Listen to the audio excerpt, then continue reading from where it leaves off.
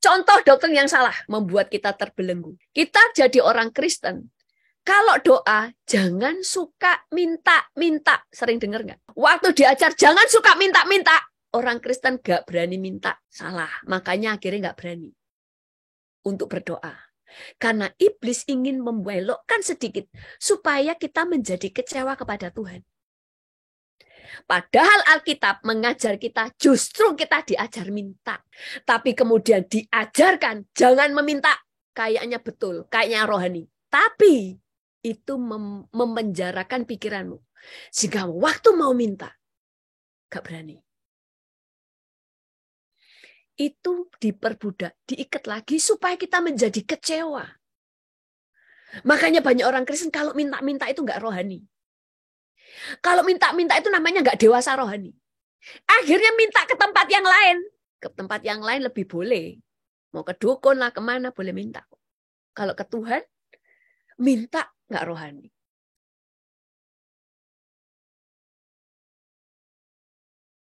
Kita belajar tentang antara kemerdekaan dan perbudakan. Beberapa minggu ini Tuhan tuh banyak berbicara tentang hal ini ya. Makanya di sini saya juga berbicara tentang perbudakan dan kemerdekaan. Biasanya saya selalu Tuhan kasih banyak topik, tapi sekarang ini tentang kemerdekaan dan perbudakan itu supaya kita itu tahu bagaimana kita hidup dalam harus merdeka ya. Sebagai orang Kristen kita harus merdeka. Apalagi sebagai anak-anak muda harus mengerti tentang hal ini. Nah, apa sih yang paling dibutuhkan manusia di dalam hidup? Yang paling kita butuhkan secara pokok adalah ada dua. Yang kebutuhan manusia. Bukan makanan ya. Makanan itu ya kita butuhkan. Tetapi ada dua hal yang paling dibutuhkan. Yang pertama adalah kemerdekaan. Yang kedua adalah keselamatan. Kenapa kemerdekaan dan keselamatan? Waktu kita hidup, yang kita butuhkan adalah kemerdekaan. Walaupun kita bisa makan, kalau hidup kita nggak merdeka, itu penderitaan. Makanya kapan hari ada seorang dari Amerika namanya Patrick Henry, tahun 1775, dulu kan ada perang pertama, perang dunia pertama, perang dunia kedua, ada banyak macam perbudakan dan sebagainya. Dia berkata begini, berikan aku kemerdekaan atau kematian. Karena bagi dia, hidup tanpa kemerdekaan ya lebih baik mati. Dulu hidup zaman dulu ya di Amerika, ada beberapa dari bangsa lain, ada zamannya perbudakan. Perbudakan itu mereka tidak punya hak, mereka tidak punya nama. Bahkan kalau mereka menjadi budak, saya dulu baca ya, perbudakan itu saya ngeri ya, karena kalau ada tuannya, itu mati. Misalnya istri seorang tuan itu ya, istrinya mati. Itu nanti pelayan-pelayan istrinya ikut dikuburkan hidup-hidup. Jadi mereka itu juga dikubur hidup-hidup karena mereka budak. Budak itu tidak punya hak sama sekali atas hidup mereka. Itu sebabnya kemerdekaan itu sangat berharga. Nah, Tuhan itu tahu bahwa kita ini perlu untuk dimerdekakan. Tuhan tahu kebutuhan yang kebutuhan kita adalah merdeka. Itu sebabnya suatu saat ada seorang yang pernah Tuhan izinkan melihat neraka. Itu dia melihat banyak orang yang ada di neraka. Beberapa orang yang dulunya juga tidak mau terima Injil. Ada orang-orang yang murtad karena Injil, karena mereka dianiaya sehingga mereka murtad. Dan beberapa orang yang di neraka itu berkata kepada Tuhan Yesus, dia bilang begini, Tuhan, berikan aku kesempatan untuk hidup lagi. Kalau Engkau memberikan aku kesempatan hidup lagi 1 hari saja, yang penting aku bisa punya waktu untuk bertobat. Aku mau dipukulin, rumahku mau diambil, aku dianiaya sekalipun, aku rela. Yang penting aku diselamatkan. Setiap orang pada waktu mati, waktu ketemu dengan tahta penghakiman Tuhan, yang dibutuhkan hanya satu. Yesus berkata, dosamu diampuni, yang artinya dia diselamatkan. Makanya di neraka itu ada banyak orang yang mau diberi kesempatan hidup. Saya pernah khotbahkan tentang hal ini. Berkat yang terbesar dalam hidup kita bukan harta, bukan promosi, tetapi pengampunan. Tuhan itu tahu kebutuhan kita pada waktu akhir yang kita butuhkan satu, diampuni. Kemudian kalau sudah ada di neraka, mereka semua yang sudah ada di neraka, mereka yang dulunya berbuat kejahatan hanya demi uang, hanya demi harga diri, hanya untuk menyimpan dendam, kepahitan, nggak mau melepas pengampunan. Setelah di neraka, mereka baru sadar. Harga yang mereka bayar terlalu mahal dibandingkan dengan melepas pengampunan. Dibandingkan dengan rela kehilangan. Nah, makanya kebutuhan kita itu dua, hanya dua, kemerdekaan dan keselamatan. Untuk kemerdekaan dan keselamatan ini, makanya Yesus itu mati untuk saudara dan saya. Untuk kematiannya itu, tidak ada agama lain atau Tuhan-Tuhan dari agama yang lain yang berbicara tentang pengampunan dan pengorbanan. Hanya Yesus satu-satunya Allah yang di dalam firman-Nya dan apa yang dia lakukan adalah memerdekakan. Di dalam kemerdekaan, kita itu punya hak untuk memilih. Kita punya hak untuk hidup. Kita bisa menuntut pada waktu kita tidak diperlakukan dengan adil. Kita bisa membela diri kita, itu namanya merdeka. Tetapi orang yang tidak merdeka atau di dalam ikatan atau di dalam perbudakan orang lain, maka dia tidak punya hak untuk memilih. Budak itu nggak punya hak untuk memilih. Dia itu benar-benar tidak punya hak, bahkan nama saja tidak ditulis nama. Karena budak itu seringkali diperlakukan lebih rendah daripada binatang. Karena dia dianggap tidak berharga. Itu sebabnya kenapa Tuhan memerdekakan kita dari perbudakan dosa. Karena di dalam dosa, kita itu menjadi tawanan dosa. Makanya kita itu tidak bisa mudah, kita tidak bisa keluar, bukan tidak mudah, tidak bisa keluar dari sifat dosa, karena masih ada di dalam perbudakan dosa. Nah,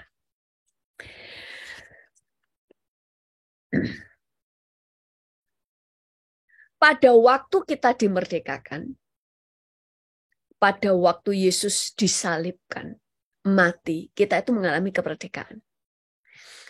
Sebagai orang merdeka yang benar, orang merdeka yang tahu kebenaran, dia akan memakai kemerdekaannya, dia punya kebebasan. Kalau saya buka ayatnya ya, Paulus berkata, kita itu punya kebebasan setelah diselamatkan. Tapi jangan kita mempermainkan Tuhan. Jangan kamu sesat. Kenapa? Bukan berarti apa yang kita terima, kemerdekaan yang kita terima, itu membuat kita suka berbuat dosa. Enggak. Karena Alkitab berkata, jangan mempermainkan Tuhan, jangan sesat. Nah, prinsip kemerdekaan yang benar ya, pada waktu kita sudah dimerdekakan oleh Tuhan ya, kita itu bisa berbuat apa saja. Yang penting 3 hal. Yang pertama, tidak melanggar hukum. Kedua, tidak melanggar firman. Yang ketiga, tidak melanggar hak orang lain. Jadi tidak berbuat jahat kepada orang lain, tidak merugikan orang lain karena tidak melanggar hak orang lain. Selama itu kita lakukan, kita tetap merdeka. Kayak contohnya, Adam dan Hawa waktu berada di Taman Eden, mereka itu orang-orang merdeka. Kamu bisa makan apa saja yang ada di kebun ini, yang ada di taman ini, apa saja. Cuma satu yang nggak boleh. Kenapa? Kemerdekaan itu bukan berarti bebas tanpa ada batasan. Kamu bisa lakukan apa saja, tapi ada batasan. Kenapa sih harus ada batasan? Batasannya itu nggak terlalu banyak batasan. Kenapa? Karena batasan itu untuk mengajar kita, karena ada orang lain di dalam hidup kita. Batasan itu kan supaya kita nggak melanggar hak orang lain. Kayak Yesus. Allah kita itu kan Allah yang perkasa. Dia bisa melakukan apa saja. Bisa kan? Bisa. Oh, dia Tuhan. Tetapi dia membatasi dirinya setelah dia menciptakan manusia. Dia menghargai hak manusia. Dia membatasi dirinya. Kalau dia ngomong A, maka dia dibatasi oleh firman-Nya. Kalau firman-Nya berkata bahwa manusia diberi hak memilih, maka dia benar-benar mengerjakan apa yang sudah dia firmankan, karena ada orang lain. Selama kita tahu batasan, kita menjadi orang yang merdeka. Nah, sekarang kita tidak sedang membahas ke sana tentang batasan. Pada waktu Yesus mati, itu Tuhan itu memerdekakan kita sepenuhnya. Makanya Alkitab berkata, pada waktu anak itu memerdekakan kamu, kamu benar-benar merdeka. Saya buka ayatnya ya.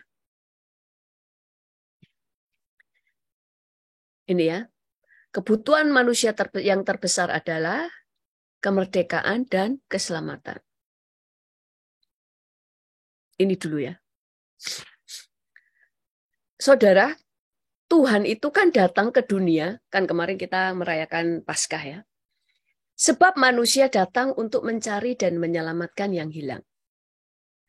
Yang hilang, menyelamatkan di sini. Kita kan sering tahu artinya menyelamatkan berarti kita diselamatkan dari gelap kepada terang, ya kan? Diselamatkan dari dosa, ya kan? Ternyata artinya nggak cuma itu, saudara. Menyelamatkan di sini dalam bahasa Yunaninya ada ditulis dengan kata sozo. Arti kata sozo itu disembuhkan, dijadikan sehat, dipulihkan, menjadi utuh kembali, diselamatkan dari hari penghakiman, dibebaskan, dilepaskan, dilindungi, dipelihara, ditolong dari bahaya atau dari kehancuran, dan diberkati. Ini arti diselamatkan.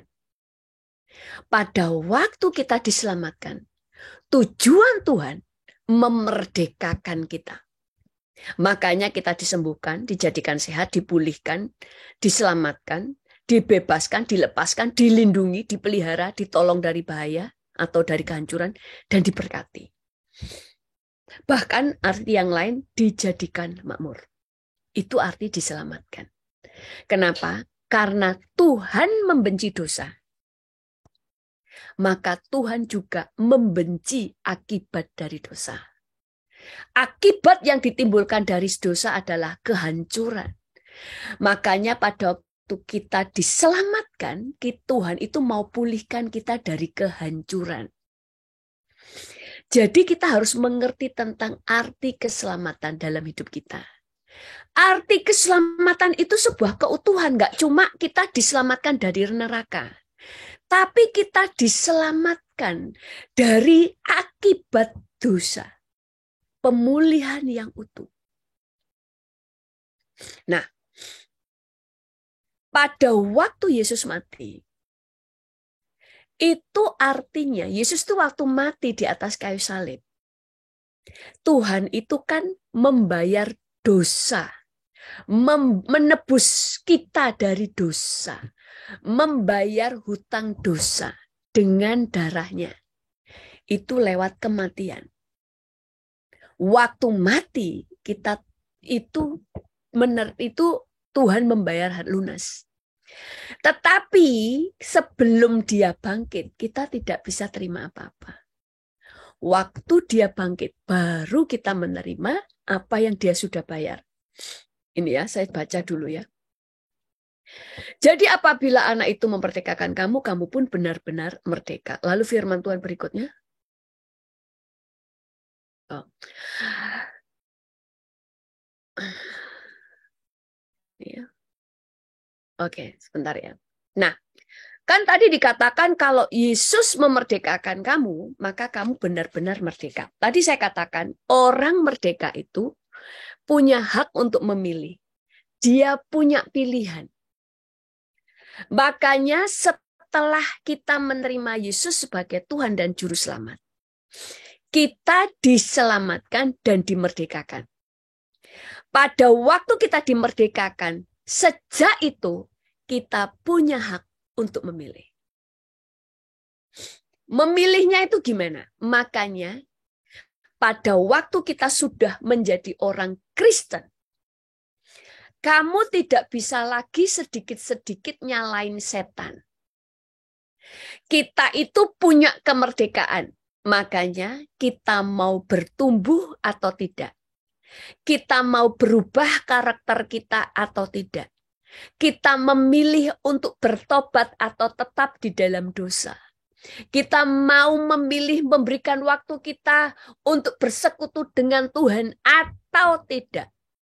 Kita memilih belajar firman atau tidak. Semua adalah pilihan.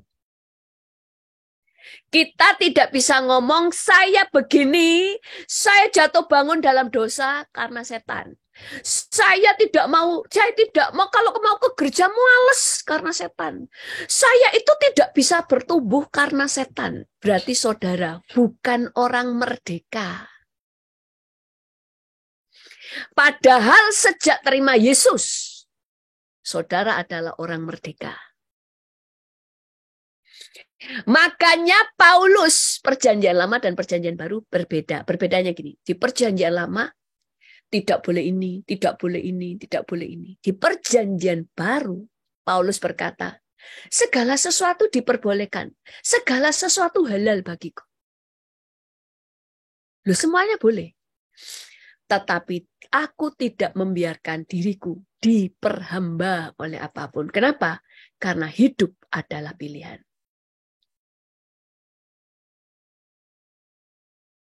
Mana ya ayatnya yang Paulus ya? Segala sesuatu halal bagiku, tetapi bukan semuanya berguna. Segala sesuatu halal bagiku, tetapi aku tidak membiarkan diriku diperhamba oleh apapun. Kenapa? Karena sejak terima Yesus, kamu merdeka. Bukan hanya merdeka, tetapi kita diberi kuasa untuk menang. Dikatakan begini.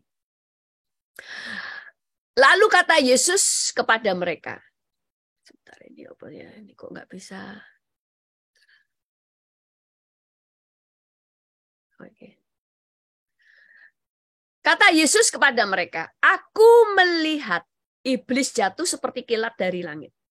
Sesungguhnya aku telah memberikan kuasa kepada kamu untuk menginjak ular dan kalajengking dan kuasa untuk menahan kekuatan musuh sehingga tidak ada yang akan membahayakan kamu. Dikatakan aku melihat iblis jatuh seperti kilat dan dari langit. Sesungguhnya aku telah memberikan kuasa kepada kamu untuk menginjak ular dan kalajengking. Dan kuasa untuk menahan kekuatan musuh sehingga tidak ada yang membahayakan kamu. Jadi, sejak kita menerima Yesus sebagai Tuhan dan Juru Selamat, kita menerima kemerdekaan dan keselamatan. Makanya semua orang Kristen terima Yesus, semua selamat. Tapi nggak semua bertumbuh tuh. Nggak semua orang pertumbuhan rohaninya sama, nggak semua mengalami janji-janji Tuhan sama, tidak semuanya mengalami kamu akan terus naik, bukannya turun. Kenapa? Karena semua adalah pilihan. Makanya ada orang yang bingung. Sebenarnya hidup ini ditentukan Tuhan atau pilihan? Ada yang mengatakan segala yang terjadi itu adalah Tuhan yang menentukan. Salah. Ada yang Tuhan tetapkan, ada yang pilihan. Yang Tuhan tetapkan itu semua yang sudah ditulis di Alkitab itu ditetapkan. Hukum-hukum sudah ditetapkan. Contoh, Alkitab berkata, apa yang kamu tabur, pasti kamu tuai. Itu ketetapan. Saudara nabur jahat, Kemudian saudara berdoa supaya menua yang baik tidak akan terjadi. Itu sudah ketetapan. Alkitab menulis bahwa akan terjadi masa penganiayaan antikris. Sudah ditulis, saudara berdoa, puasa seluruh dunia supaya tidak ada masa antikris, tidak bisa. Itu sudah ditetapkan. Tuhan berkata bahwa nanti akan ada masa penghakiman, yang menolak Yesus akan pergi ke neraka. Kita berdoa supaya tidak ada neraka, sampai jungkir balik berdoa, tidak akan pernah mengubah apa yang sudah ditetapkan. Makanya ada yang mengajar semuanya itu ditetapkan Tuhan. Kalau semua ditetapkan Tuhan, gak usah doa. Lah sudah ditetapkan kok. Saudara gak usah kerja keras. Karena saudara kerja keras atau tidak, kalau Tuhan tentukan kamu kaya, ya kamu kaya. Gak usah jadi profesional, kamu gak usah mengupgrade dirimu. Kalau Tuhan sudah tetapkan kamu nanti naik, karirmu naik, kamu dapat promosi, tetap dipromosi. Gak usah doa. Kamu gak usah doa, sembunyi aja di rumah. Kalau Tuhan tetapkan kamu menikah, nanti jodohmu datang sendiri. Apakah begitu? Enggak kan? Karena ada bagian-bagian yang bukan Tuhan tetapkan. Kalau segala sesuatu Tuhan tetapkan, ya Yudas mengkhianati Yesus, berarti dia tidak boleh masuk neraka dong kalau itu ketetapan Tuhan. Kalau semua ketetapan Tuhan, tidak ada pernikahan-pernikahan yang hancur dan bercerai. Tidak akan ada perselingkuhan, karena Alkitab berkata, apa yang disatukan Tuhan tidak akan bisa diceraikan oleh kuasa apapun, oleh siapapun. Kalau gitu kok ada yang bercerai? Berarti Tuhan menentang ayatnya sendiri dong. Nah, makanya dalam hidup itu ada yang namanya pilihan. Yang kedua ada ketetapan. Nah, itu sebabnya waktu kita dimerdekakan, kita itu punya pilihan. Mau menyerahkan hidup dipimpin Tuhan atau dipimpin diri sendiri. Itu pilihan. Makanya banyak anak Tuhan yang menjadi kecewa. Ada yang terus naik hidupnya, ada yang tidak. Ada yang bertumbuh dan tidak. Semua karena pilihan. Sebuah keputusan. Karena Tuhan selalu bekerja lewat kita. Kita ini harus ada respon yang benar, ada bagian kita, ada bagian Tuhan. Nah, kemudian waktu kita merdeka, tadi saya katakan, kita ini adalah orang yang dimerdekakan. Makanya Paulus itu berkata begini. Saya baca ya tentang Paulus.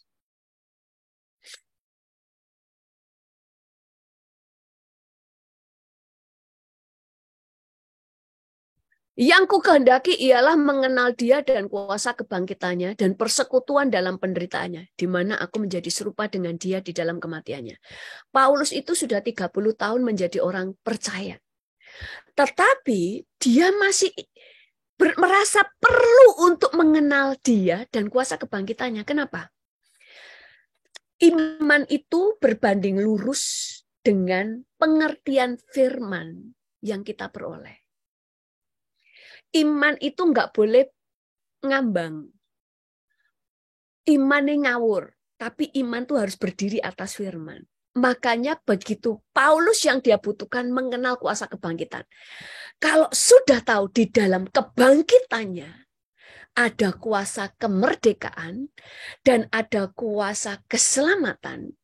Dan di dalam kemerdekaan tadi firman Tuhan katakan, kamu diberi kuasa menginjak ular dan kalajengking. Berarti di dalam kuasa kebangkitan yang kita terima sejak menerima Yesus sebagai Tuhan dan Juru Selamat, ada kuasa kebangkitan dalam hidup kita. Kita punya kuasa mengalahkan kuasa si jahat. Makanya kalau ada orang Kristen berkata, sifatku memang begini, tidak bisa berubah. Tidak ada kuasa kebangkitan di dalam dirimu. Berarti kamu masih diperbudak oleh karakter yang lama. Segala sesuatu yang mengikat, yang membuat kamu tidak bisa berubah, itu namanya diperbudak. Makanya banyak orang di dalam pernikahan, kapan hari ada anak muda lagi berpacaran. Ada sifat dia itu keras kepala. Pacarnya bilang gini, kamu itu orangnya keras kepala. Kamu harus berubah.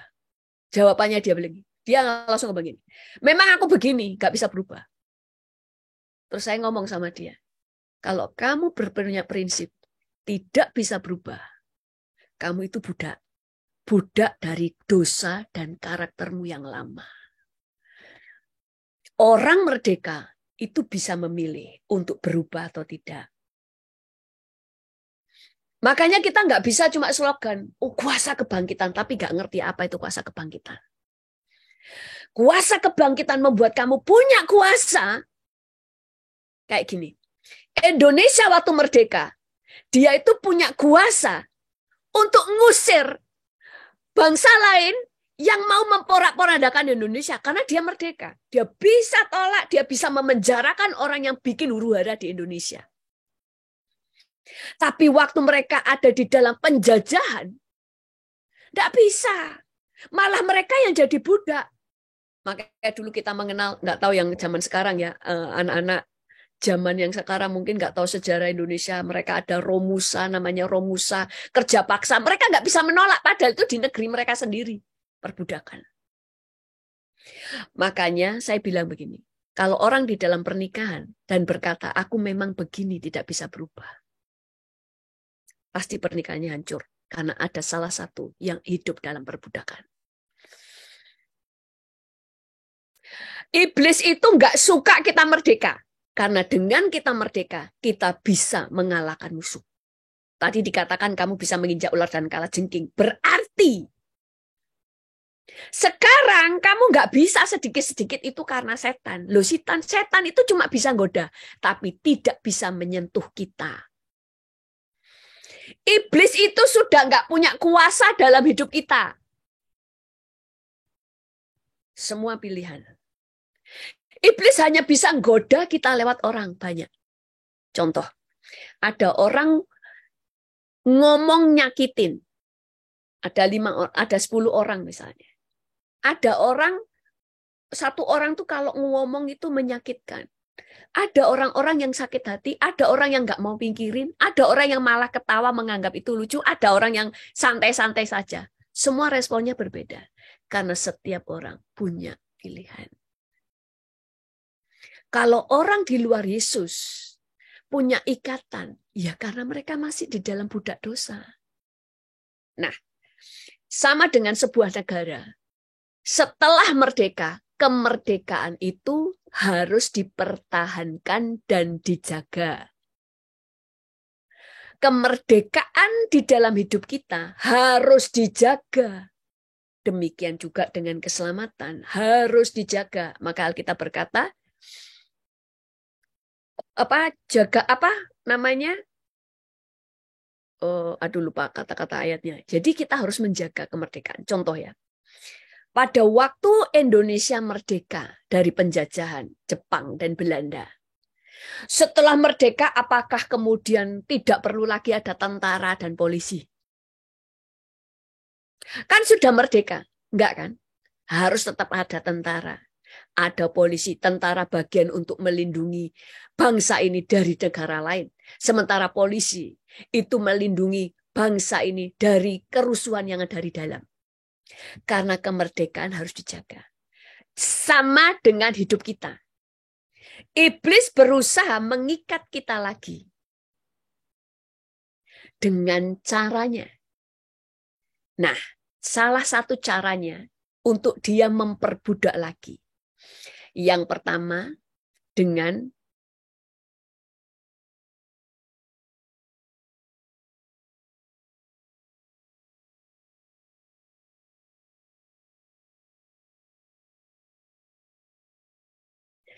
jenis perbudakan yang baru. Iblis itu ingin memperbudak kita lagi. Caranya di mana? Yang pertama dengan doktrin yang salah.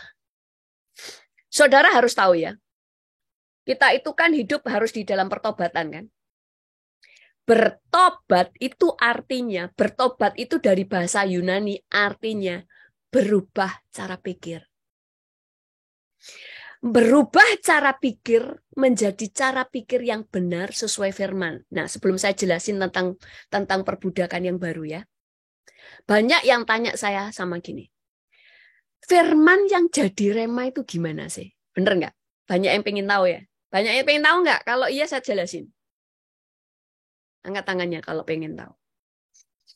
Seringkali Tuhan kasih penglihatan itu supaya memperjelas apa yang dimaksudkan di firman. Menjadi rema itu begini. Waktu itu kita dapat penglihatannya, saya dapat penglihatan, teman saya dapat penglihatan. Penglihatan itu begini. Waktu kita menerima pengajaran yang salah, mitos, kemudian perkataan yang negatif, itu kayak awan. Misalnya gini, segala sesuatu mustahil, ya kan? Segala sesuatu nggak mungkin. Terus kita percaya. Maka di roh, itu saraf otak kita, atau urat nadi di otak ini, otak asli kita, ini di roh itu nancep ke awan tadi. Yang tulisannya adalah segala sesuatu mustahil, gak mungkin, dan sebagainya. Tak percaya kan? Begitu nancep di situ, itu menjadi otak yang baru. Sehingga otak kita itu yang kita pikirkan selalu menyerap dari otak yang tadi yang negatif. Makanya pikiran kita jadi negatif. Alkitab berkata, apa yang kamu takutkan itu yang terjadi padamu. Apa yang kamu khawatirkan itu yang mendatangi kamu. Apa yang kamu pikirkan tentang dirimu, seperti itulah kamu, dan sebagainya. Ya. Pikirkan, maka Alkitab berkata, pikirkan apa yang baik dan sedap didengar, dan sebagainya. Itu menjadi otak yang baru. Terus di sini ada awan lagi yang berkata, kamu itu pecundang. Kamu memang dari lahir karaktermu begitu. Kamu nggak bisa berubah. Kamu memang seperti itu. Kamu percaya awan ini itu cuma gangguan iblis kan? Cuma sebuah perkataan biar dari orang lain, dari pikiranmu sendiri. Itu nancep lagi di situ. Begitu otak kita, urat nadi dari otak kita yang asli nancep ke situ, uratnya. Itu menjadi otak yang baru. Jadi ada otak kita, ada otak lagi di atas. Itu menguasai pikiran. Nah, waktu firman disampaikan dan saudara nangkep, firman Tuhan katakan, firman itu seperti pedang bermata dua yang sanggup memisahkan tulang dan sumsum. Sanggup memisahkan pertimbangan-pertimbangan manusia dan sebagainya. Itu seperti pedang dipatahkan semua. Urat nadi tadi dari otak kita yang nancep ke otak yang baru yang penuh dengan negatif. Itu dipatahkan semua. Tapi otak itu belum menghilang. Hanya di situ tapi kita nggak menyerap lagi dari otak itu. Karena urat nadinya kan sudah diputusin ya, jadi nggak menyerap itu. Tapi itu belum hilang. Kita firman Tuhan misalnya, kita kan sering ya dengerin khotbah terus kita semangat. Wah kita punya, yang tadi nggak punya iman, imannya berkobar lagi, bener kan? Kemudian yang tadinya sudah mulai putus asa, semangat lagi. Begitu pulang beberapa hari, lupa dengan firman itu. Kembali kepada pikiran yang lama. Maka urat ini nempel lagi. Makanya balik lagi. Tapi waktu firman jadi rema, saudara nangkep, saudara itu, oh gitu toh. Itu setelah uratnya ini dipatahkan, maka otak yang baru tadi itu dihancurkan. Dihancurkan ganti dengan firman. Memperbaharui cara pikir. Sehingga otak yang baru itu isinya kebenaran firman. Itu yang namanya jadi rema. Sehingga urat nadi kamu yang kamu sedot, itu pikiran firman. Makanya firman jadi rema itu namanya. Firman itu mengubah cara pikirmu yang lama menjadi cara pikir yang baru. Makanya bertobat itu artinya cara pikir yang diubahkan. Makanya Alkitab berkata, biarlah kamu jadilah pembaharuan akal budi. Kalau di Alkitab, kalau di dalam terjemahan bahasa Inggris, pembaharuan cara pikir. Itu yang namanya jadi rema. Di balang penglihatan itu firman waktu kita benar-benar nangkep. Langsung terus kita mikir, selama ini pikiranku ini salah. Itu menghancurkan yang lama. Sehingga kita punya pikiran yang baru. Kemudian otak yang baru. Di atas otak kita. Itu adalah kebenaran firman yang memerdekakan. Dan kita, firman otak kita ini, nyambungnya ke firman. Itu jadi rema. Nah, makanya cara iblis memperbudak anak Tuhan kembali. Itu pakai doktrin yang salah atau pengajaran yang salah. Ya. Doktrin yang salah atau pengajaran salah. Makanya, kenapa kita perlu Roh Kudus dan membaca Alkitab sendiri. Walaupun kita juga mendengarkan firman dari khotbah hamba-hamba Tuhan. Supaya Tuhan itu akan ngasih tahu mana yang benar, mana yang salah. Contoh doktrin yang salah. Membuat kita terbelenggu. Diajar. Kita jadi orang Kristen. Kalau doa, jangan suka minta-minta. Sering dengar nggak? Waktu diajar, jangan suka minta-minta. Orang Kristen nggak berani minta. Jangan doa ya, bes. Itu perjanjian lama. Sudah nggak berlaku. Salah, makanya akhirnya nggak berani untuk berdoa. Karena iblis ingin membelokkan sedikit supaya kita menjadi kecewa kepada Tuhan. Padahal Alkitab mengajar kita justru kita diajar minta.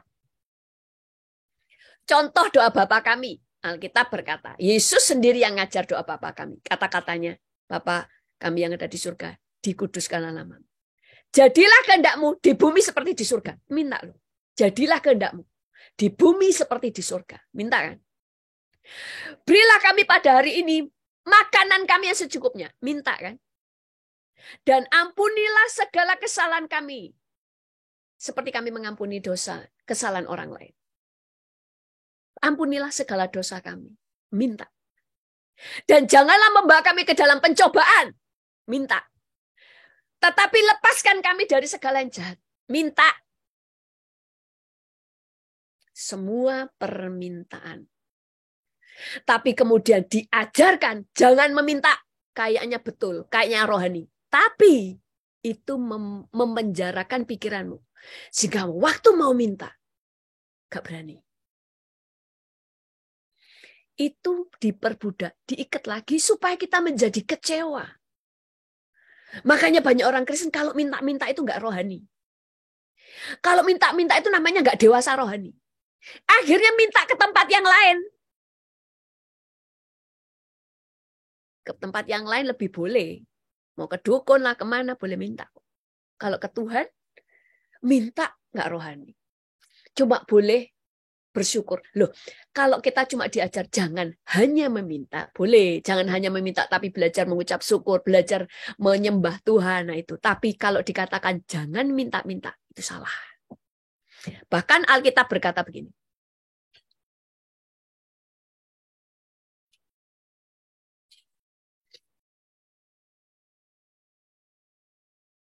Aku berkata kepadamu, sesungguhnya segala sesuatu yang kamu minta kepada Bapa akan diberikannya kepadamu dalam namaku. Sesungguhnya apa saja.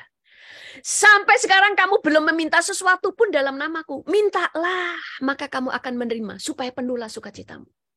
Loh, Tuhan sendiri bilang, sampai sekarang kamu itu belum meminta sesuatu apapun dalam namaku. Loh, minta supaya sukacitamu penuh. Begitu kita percaya, jangan minta-minta. Ada lagu doa Yobes. Itu sesat. Itu perjanjian lama. Sudah nggak berlaku. Kayak awan. Saudara percaya, saudara langsung urat dari otak kita. Nancep ke situ. Dan waktu itu menjadi benar-benar kau percaya. Jadi otak yang baru. Tanpa sadar. Akhirnya kita terbelenggu karena nggak berani minta lagi. Makanya waktu terima kebenaran dan menghancurkan yang lama, itu jadi rema. Maka jadi rema itu menghancurkan cara pikir yang salah, menjadi cara pikir yang baru. Karena ada yang mengajar, perjanjian lama sudah nggak berlaku. Salah saudara, kalau perjanjian lama sudah nggak berlaku, Ngapain ditenteng-tenteng? Ada yang mengajar, aku menjadi kepala, bukan ekor. Salah, itu perjanjian baru. Itu janji Tuhan kepada bangsa Israel. Aku akan terus naik dan tidak pernah turun. Itu Israel. Kamu bukan orang Israel. Loh ya apa sih? Terus percaya. Gak berani mempercayai bahwa Tuhan bisa angkat kamu. Itu terbelenggu. Makanya pada waktu Tuhan memerdekakan, yang pertama dimerdekakan itu akal budi. Makanya di ayat firman Tuhan banyak diajar tentang akal budi, akal budi, akal budi. Kenapa? Ini harus dimerdekakan. Kamu benar-benar merdeka, tapi ada banyak layar-layar dalam hidup kita yang belum benar-benar merdeka, yaitu cara pikir yang lama. Cara pikir yang lama hanya bisa dimerdekakan lewat kebenaran yang kamu terima. Makanya firman yang benar itu memerdekakan. Semua adalah pilihan. Yang kedua, perbudakan yang baru atau cara iblis memperbudak kita kembali adalah ketakutan. Takut itu memang Tuhan kasih. Tuhan memang sudah setting kita untuk takut, punya takut. Tapi bukan dikuasai ketakutan, beda ya. Takut itu Tuhan kasih kita sebagai manusia. Kenapa? Dengan takut kita itu jadi berhati-hati. Dan kita tahu kita butuh Tuhan. Kita takut tentang masa depan. Makanya kita tahu saya butuh Tuhan. Karena kita takut, makanya kita kalau jalan di jalan raya berhati-hati supaya nggak ketabrak. Kita kalau jalan ketinggian, kita berpegangan karena kita nggak mau jatuh. Tetapi Tuhan berkata, aku tidak memberi kepadamu roh yang mendatangkan kuasa, mendatangkan ketakutan. Maksudnya gini, kalau kamu dikuasai ketakutan dan kekhawatiran, itu sudah perbudakan. Itu sudah dari iblis. Tapi kalau takut yang benar karena kamu sudah merdeka. Misalnya, saya takut nanti masa depanku itu gak baik. Loh, yang mempersiapkan sekarang. Bagaimana mempersiapkan hidupmu supaya masa depanmu bagus? Kalau kita menjadi anak muda, saya nggak mau jadi orang itu yang sembarangan hanya bergaul dengan orang-orang yang cuma sukanya belanja, setiap hari hangout, nongkrong, cuma main gitar, nongkrong nggak jelas, ngerokok, kemudian sukanya makan di luar. Ya saudara nggak mempersiapkan masa depanmu. Takut membuat kamu mempersiapkan dirimu karena kamu tahu. Kamu adalah pemenang. Saya takut di luar nanti dingin. Ya pakai jaket, itu namanya orang merdeka. Kamu tahu apa yang harus kamu lakukan. Karena kamu orang merdeka dan diberi kuasa menaklukkan ular dan kalajengking. Makanya orang Kristen itu kan berperkasa. Kayak orang Yahudi ya. Orang Yahudi. Mereka menciptakan segala sesuatu. Oh, masa ini misalnya orang itu gak bisa komunikasi. Jarak jauh itu mahal. Ciptakan HP. Oh, orang-orang itu perlu ngomong face to face. Ciptakan video call. Karena menaklukkan. Orang merdeka itu menaklukkan. Jadi takut, saudara harus melawan takut. Roh yang mendatangkan ketakutan. Kalau sudah dikuasai ketakutan berarti kamu dalam perbudakan. Lawan, doa sama Tuhan, dan mulai buat planning. Saya takut nanti anakku itu pergaulannya nggak benar. Loh ya saudara harus bisa mengajar supaya anaknya benar. Saudara takut nanti terpengaruh dengan teman-teman. Ya saudara harus memilih mana teman yang baik, mana teman yang bisa membangun, dan mana teman yang merusak. Karena saudara merdeka. Yang ketiga, perbudakan yang model baru. Iblis itu yang kedua, sebentar ya, ini kok mesti ke atas ya. Bentar ya, ini nggak bisa di bawah. Kurang pengetahuan. Saudara, bodoh itu perbudakan. kebodohan itu perbudakan. Makanya zaman dulu kalau ada penjajahan, orang pribuminya atau orang bangsa aslinya, misalnya ada Belanda menjajah Indonesia, maka orang Indonesianya dibuat bodoh, gak sekolah, dan sebagainya. Kenapa? Supaya tidak bisa melawan mereka. Maka saya pernah khotbah, gak tahu di sini mungkin pernah. Kita tidak pernah disuruh Tuhan memelihara orang miskin, tetapi mengeluarkan orang miskin dari kemiskinannya. Dengan cara apa? Bukan cuma dikasih makan, tapi diberi pengetahuan sehingga otak mereka ini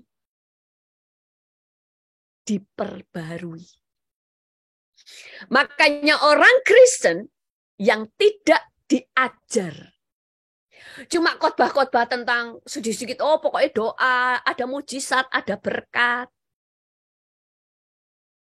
Saudara akan jadi orang Kristen yang cuma bodoh. Makanya nggak bertumbuh. Saya kemarin mengajar tentang keuangan. Orang Kristen kan diajar tentang berkat Tuhan yang menjadikan kaya, susah payah tidak akan menambahinya. Cuma itu aja. Makanya banyak yang kecewa. Pada ada ayat-ayat yang lain. Kita harus tahu tentang investasi. Kita harus tahu mengembangkan apa yang ada pada kita. Dilipat gandakan. Tuhan mengajar tentang rajin. Tuhan mengajar bagaimana berpengetahuan. Supaya kita diberkati dalam finansial. Ada semua. Punya pengetahuan. Dimerdekakan. Makanya banyak orang Kristen kecewa. Karena salah paham dengan Tuhan. Makanya orang Kristen nggak cuma cukup mendengar khotbah. Tapi pengajaran. Bedanya khotbah dengan pengajaran. Khotbah itu bagus, cuma 1-2 ayat itu bagus. Itu juga membangun kita. Tapi motivator juga bisa membangun kita kan. Mirip-mirip motivator. Tapi kalau pengajaran itu disingkatkan. Caranya, jalannya itu gimana? Itu namanya pengajaran. Nggak abstrak. Kalau misal diajar tentang iman, dikasih tahu iman itu gimana, diajar dengan detail iman itu gimana, dasar firmannya apa, cara menjalankannya itu apa, itu yang namanya pengajaran. Orang Kristen nggak cuma butuh khotbah, tapi butuh pengajaran. Makanya di pengajaran dikasih waktu Q&A itu harus. Kemudian yang berikutnya, perbudakan yang berikutnya adalah kepahitan. Tadi ini kurang pengetahuan. Makanya Alkitab firman Tuhan berkata, umatku binasa karena, kalau di terjemahnya bahasa Inggrisnya, karena kurang pengetahuan. Kalau di dalam bahasa Indonesia ya kurang pengenalan akan Allah, tetapi di bahasa Inggrisnya kurang pengetahuan. Di ayat yang keempat, kepahitan. Jangan berpikir kepahitan itu bukan perbudakan. Orang kepahitan itu ada dalam perbudakan. Dia terikat dengan masa lalu, makanya nggak bisa move on. Pikirannya terus dengan masa lalu, kepahitan, ingat terus tentang orang itu, masih dendam. Nggak bisa move on. Tuh ada loh arek ya. Dia selalu ngomong kepahitan dengan gereja, kepahitan dengan orang Kristen, kepahitan dengan pendeta-pendeta. Kenapa? Ya pokoknya saya kepahitan lah. Loh, kepahitannya itu mereka sudah melakukan apa? Ya banyak hal yang mengecewakan. Dia itu punya istri orang yang takut. Istri Kristen. Istrinya baik, sabar, ngelayani dia sangat baik istrinya. Teman-temannya Kristen semua. Atau di Amerika sini. Orang-orang ini kemana-mana dia dijemput. Walaupun punya mobil, semua orang itu memperhatikan dia. Dia tuh suka kumpul sama orang-orang ini karena semua mengasihi dia. Dia ada beberapa hamba Tuhan yang selalu telepon dia, ngajak dia makan dan sebagainya. Dia selalu tetap aja ngomong saya kepahitan dengan gereja. Saya itu marah sama orang ini. Kamu itu banyak alasan. Yang jahat itu kamu. Kenapa? Dia bilang kenapa? Loh, kamu itu saya sebutin, istrimu itu orang Kristen. Kecuali dia bukan orang Kristen. Orang Kristen, dia mengasihi kamu, bahkan dia ngomong, istriku itu baik. Orangnya nggak rese, orangnya baik semuanya. Baik. Terus si ini, si ini, si ini. Kemanapun selalu perhatikan kamu. Kamu sekarang kemana-mana selalu dengan mereka. Dan kamu ngomong mereka ini baik kayak kokoku sendiri. Mereka tuh sangat memperhatikan. Tapi tetap terus ada beberapa hamba Tuhan selalu telepon kamu, ngunjungi kamu, dan kamu senang dengan mereka. Tapi tetap di mulutmu keluar, aku tidak suka, aku kepahitan dengan gereja. Kamu tetap membelenggu dirimu dengan masa lalu. Yang jahat itu kamu. Loh, kecuali ketemu orang itu mengecewakan semua loh. Loh, ini semuanya itu orang-orang Kristen juga yang ngelumpuk kompol dengan dia. Yang salah di mana? Dia membiarkan dirinya sendiri kepahitan, diperbudak dengan kepahitan, gak mau move on. Gak bisa melihat anugerah yang sekarang ada. Makanya orang yang tidak bisa melepaskan pengampunan. Dia membiarkan dirinya dalam perbudakan. Makanya Alkitab berkata, seseorang, kalau orang itu membenci saudaranya, dia masih ada dalam kegelapan sampai sekarang.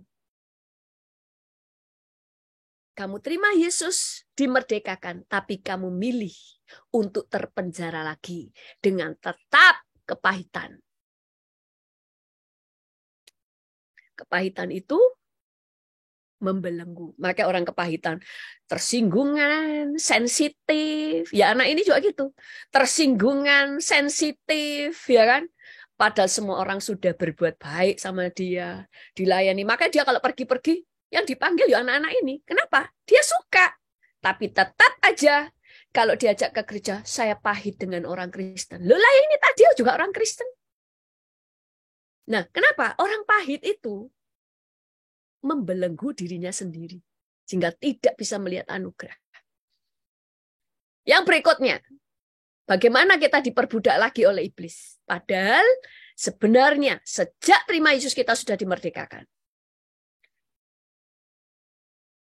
Yaitu rasa bersalah.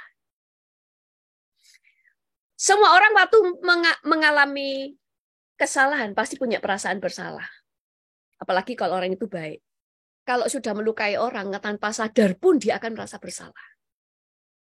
Itu wajar manusiawi. Tapi kalau dikuasai rasa bersalah, itu sudah dalam perbudakan. Yudas dikuasai rasa bersalah. Semua yang dari setan. Semua yang berlebih. Kelebihan. Itu enggak baik. Itu iblis nunggangi. Semua yang dari iblis selalu membutakan. Yudas dikuasai rasa bersalah karena mengkhianati Yesus. Sampai nggak bisa lihat. Masih ada kesempatan yang kedua. Masih ada pengampunan kalau dia mau minta ampun dan mengakui dosanya pada Yesus. Dia tidak bisa melihat bahwa Yesus mengasihi dia walaupun dia sudah mengkhianati. Tangan Yesus tetap terbuka. Sehingga dia akhirnya bunuh diri. Perasaan bersalah. Makanya banyak orang, misalnya kayak dulu ada orang yang waktu zamannya tsunami. Ada orang-orang yang punya 2 anak, bayi dan anak kecil, satu digendong, satu dipegang. Oh, 3 anaknya. Karena tsunami-nya airnya begitu kencang, dia gendong anak dan gandeng tangan 2 tangan kan nggak bisa. Itu lepas anaknya. Hilang. Itu dia bisa berbulan-bulan, beberapa tahun nggak bisa. Nggak bisa lepas dari rasa bersalah karena nggak bisa selamatkan 2 anaknya. Sehingga sedalam hidupnya kayak gelap. Terus bersalah, semua menyedihkan sehingga hidupnya nangis, menyesal. Makanya sampai bisa gila. Karena iblis itu suka dengan perbudakan. Makanya kenapa Tuhan berkata, datanglah kepadaku, hai kamu yang letih lesu dan berbeban berat. Lepasin. Percayakan semua kepada Tuhan. Sehingga kamu tetap dalam kemerdekaan. Kamu bisa berpikir, kamu bisa melihat kemurahan Tuhan, kamu bisa melihat, kamu bisa melakukan hal yang besar, kamu bisa meninggalkan, boleh salah, tapi itu bukan akhir dari segala-galanya. Masih ada kesempatan kedua, aku bisa bertobat, kesalahan yang kemarin aku bisa belajar untuk tidak melakukan hal yang sama, sehingga aku semakin bijaksana. Itu orang merdeka. Orang merdeka itu sanggup melihat yang positif dari segala yang negatif. Dia bisa taklukkan. Itu orang merdeka. Yang namanya kuasa kebangkitan yang dipelajari Paulus. Aku ingin mengenal Tuhan dan kuasa kebangkitannya. Itu seperti itu. Ada kuasa di dalam dirimu. Yang mati bangkit. Yang sakit sembuh. Artinya kamu bisa bangkit. Kamu bisa berubah. Kamu bisa meninggalkan karaktermu yang lama. Berikutnya. Tadi rasa bersalah. Minder. Minder ini perbudakan. Kamu sudah dimerdekakan di dalam Yesus. Tapi belum tentu kamu benar-benar merdeka. Bukan Tuhan yang tidak memerdekakan. Tapi kamu yang memilih untuk tidak merdeka. Saudara, minder itu belenggu. Minder itu gak enak. Saya dulu itu orangnya pemalu akut. Pemalu itu gak enak. Dulu saya lihat ada orang-orang, teman-teman semua ikut ada dulu di tempat kita, sekolah kita ada grup kantata, namanya kantana atau kantata ya. Itu grup paduan suara. Kalau mereka udah paduan suara, enak, mereka bisa dikirim ke Malaysia, ke Singapura, ke Manado, ke kota-kota. Wah, mereka tuh rombongan. Jadi kan seneng ya satu pesawat rame-rame. Bisa ke Singapura, bisa ke ini, banyak yang undang. Saya tuh kepengen banget, cuma ada di bayangan. Sampai teman saya bilang gini, kalau kamu pengen ya daftar. Cuma mau daftar aja itu grogi, gak berani, malu. Sampai teman saya bilang gini, nah apa kamu tak daftarin? Tapi nanti dites waktu nyanyi, setiap orang kan dites satu persatu. Waktu bayangin nanti dites nyanyi sendiri-sendiri dulu di hadapan juri lah, kayak juri lah, penilainya. Itu sudah bayangin, sudah malu. Jadi segala yang saya inginkan hanya ada di mimpi, tidak bisa saya wujudkan. Hanya karena perasaan malu, padahal ada banyak keinginan. Yang membatasi saya bukan setan, yang membatasi saya rasa malu saya, minder, malu. Makanya waktu saya ngomong, Tuhan aku itu kok gak kamu tolong ya. Aku ini ku malu, aku ini. Tuhan cuma ngomong gini, kamu tinggal keluar dari dirimu. Sampai Tuhan kasih bayangan ini saya tuh terbelenggu dengan tubuh saya sendiri. Kamu harus keluar dari Deborah yang lama. Sejak itu saya memutuskan untuk melawan rasa malu saya. Saya tahu saya bisa, saya langsung memperkatakan kata positif. Saya ini dipakai Tuhan, saya adalah orang yang luar biasa. Aku ini saya perkatakan yang positif. Maka Alkitab berkata, pikirkan apa yang baik, apa yang sedap didengar dan sebagainya. Itu saya perkatakan sampai jadi rema. Sehingga semua pikiran yang salah dihancurkan. Ganti dengan pikiran baru sampai yang saya perkatakan lewat firman aku orang yang perkasa, aku diberkati, aku orang diurapi, itu nyantol di pikiran saya. Benar-benar jadi pikiran yang baru. Sejak itu saya jadi WL berani, saya khotbah di depan banyak orang berani. Dari orang yang sangat pemalu. Makanya pertama kali saya khotbah di anak-anak muda. Tahu yang datang banyak. Karena mereka kaget. Deborah yang sangat pemalu. Tiba-tiba mau khotbah. Jadi semua orang pada datang itu pengen tahu saya ngomong apa. Karena saya pemalu. Kalau ke gereja saya nunduk gini saudara. Sampai banyak orang mau nyapa saya, kadang-kadang saya udah gemeteran. Didekati orang gemeter, saya dinunduk aja. Saking pemalunya. Terus tiba-tiba dengar saya mau khotbah. Minder itu penjara. Aku sudah dimerdekakan. Tapi saudara nggak ngerasain merdeka karena keputusan. Karena ada hal yang Tuhan itu tidak akan mengeluarkan kamu dari situ karena itu bagianmu. Kalau semua Tuhan yang lakukan, maka Tuhan adalah hamba, kamu adalah tuannya. Makanya ada hal yang kamu harus lakukan supaya untuk menunjukkan kepada kamu bahwa firman itu benar, bahwa kamu sudah diberi kuasa menginjak kepala ular dan kalajengking. Kamu bisa. Sejak saya tahu itu, saya itu nggak pernah takut lagi kalau mau mengerjakan sesuatu, saya langsung tahu. Asal saya tekun, saya mau mengembangkannya, saya itu terus kembangkan bagian saya di situ, pasti berhasil. Apa saja. Kalau toh belum berhasil, itu saya selalu tahu. Karena saya masih menunda. Coba kalau saya tunggu aja waktunya. Kalau saya sudah sungguh-sungguh di bidang itu, pasti booming, pasti meledak. Kenapa? Lo sudah diberi kuasa kok. Berikutnya, ini yang terakhir. Karakter yang buruk dan tidak mau dirubah, itu belenggu. Makanya Alkitab itu kan kasih kita buah roh. Itu buah roh hasil dari kamu terus bertumbuh, selayer demi selayer. Karakter yang lama itu terus dibuang satu persatu. Sifat orang merdeka, dia bisa memilih. Tetap stay di karakter yang lama atau terus diperbarui. Makanya Alkitab berkata, kamu akan terus naik dan tidak pernah turun. Itu tergantung kamu, bukan tergantung Tuhan, bukan tergantung setan. Tergantung kita. Karena kuasa dan otoritas sudah Tuhan kasih sama kita. Banyak orang bangga dengan karakternya. Makanya banyak pernikahan hancur. Karena dua-duanya atau salah satu keras kepala dengan karakternya. Kalau udah males bertahun-tahun, males. Kalau saya sama suami saya terus berubah, saudara. Karakter yang lama kita hilangin. Dulu pertama kali menikah, saya ditegur suami saya perkara apa? Suami saya itu sangat baik, saudara. Dia itu tidak pernah menuntut, gak banyak menuntut. Saya itu pelupa. Pelupanya tuh hebat. Saya itu selalu lupa kunci. Keluar rumah kunci selalu nggak bawa. Kalau bawa kunci, saya nggak tahu tadi kuncinya ada di mana.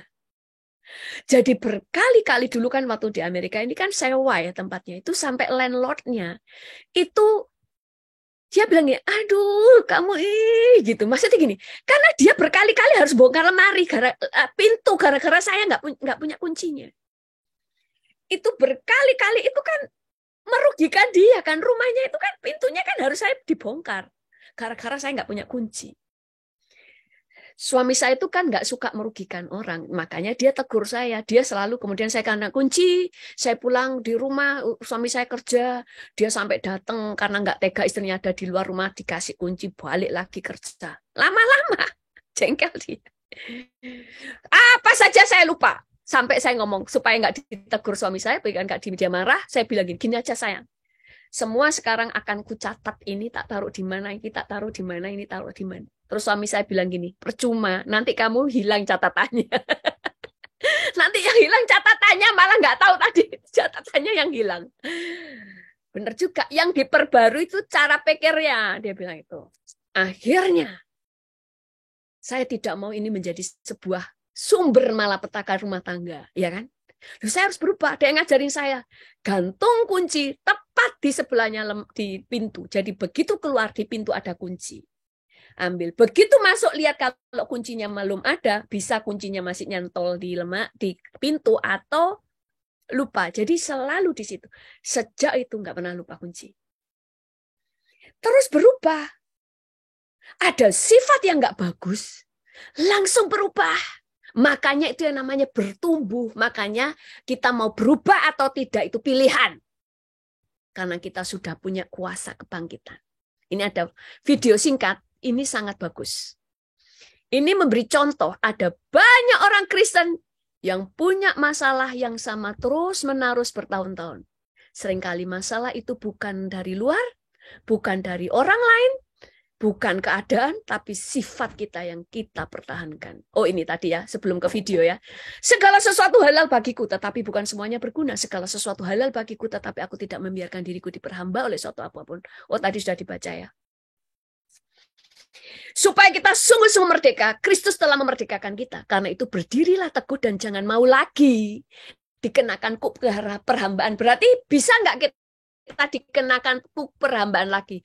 Bisa, makanya dikatakan karena itu berdirilah teguh dan jangan mau lagi dikenakan kuk perhambaan, keperhambaan.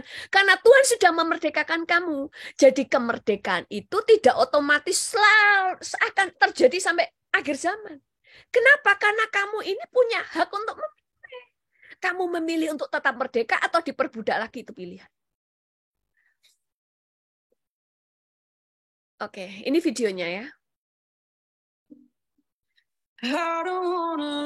Kamu mengulang-ulang kebiasaan tanpa kamu menyadari.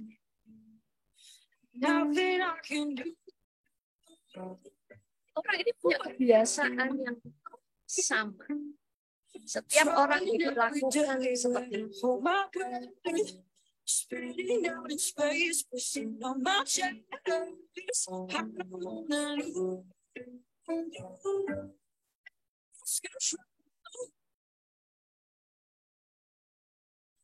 Sometimes I still think it's coming, but I know it's not. Dia selalu mengulang-ulang kebiasaannya. Sehingga semua orang meninggalkan dia. Yang intinya, dia selalu punya masalah yang sama. Banyak orang Kristen ada kecewa. Kenapa masalah itu terus sama? Kenapa aku tidak pernah merdeka dari masalah ini? Loh, kamu orang merdeka kok. Kalau ada masalah yang terus tidak pernah keluar dari masalah itu, ada yang salah dengan diri. Hidup syukur.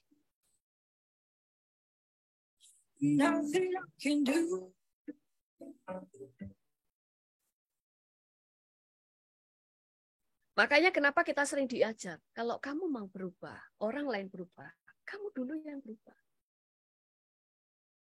Hidup itu, makanya jangan keras kepala. Saya dengan suami, itu terus berubah, dia terus berubah, saya terus berubah. Bukan hanya berubah karena kita mau sesuaikan hidup dengan firman, tetapi supaya saya dan suami itu terus, kalau apa yang dia nggak suka, ya saya tidak akan lakukan lagi.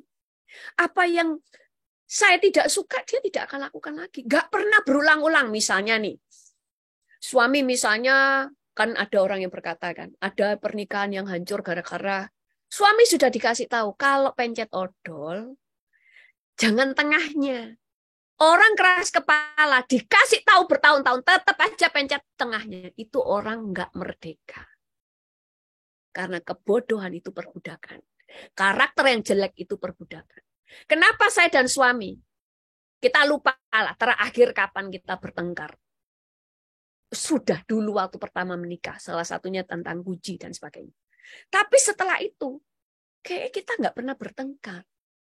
Karena begitu salah, nggak usah ditegur dulu, sudah langsung minta maaf. Tahu salah, dan nggak cuma minta maaf, berubah. Nggak pernah mengulang-ulang kesalahan yang sama, karena berusaha untuk berubah itu namanya dewasa. Makanya nggak ada pertengkaran, karena dua-duanya siap untuk berubah kalau memang itu salah.